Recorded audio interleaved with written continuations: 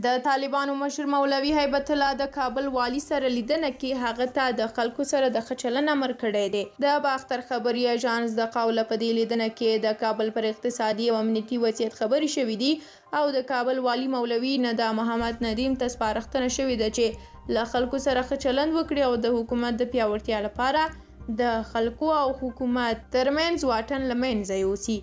مولوي هیبت الله ټینګار کړی دی چې د خلکو او حکومت ترمنځ د واټن د له منځه وړلو جدي اړتیا ده، نو له همدې امله باید د ولس سره ښه چلند وشي او ملي یووالی وساتل شي. په دې لیدنه کې د ملي یووالي پر ساتلو، ملي مسایلو او نور اړوندو چارو خبرې او بحثونه شوي دي.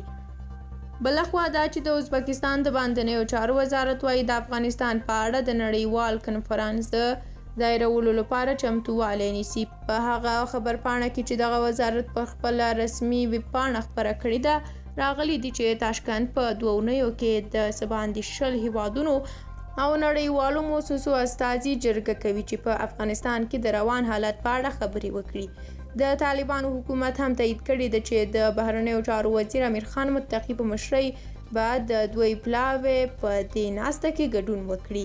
تیره میاشت د ازبکستان د ملي امنیت سلاکار عبدالعزیز کامولوف په کابل کې د طالبانو د رئیس الوزرا له مرستیال عبدالغني برادر سره په کتنه کې د دې غونډې په اړه خبرې کړې وې.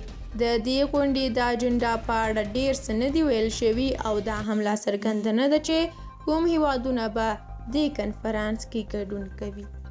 ډیره مننه چې تاسو ویډیو تر پایه ولیدله. د لا ډیرو ویډیوګانو لپاره حتما چینل سبسکرایب کړئ او ویډیو لایک کړئ. هغو لیدونکو چې هم سبسکرایب کړی دی ډیره زیاته مننه.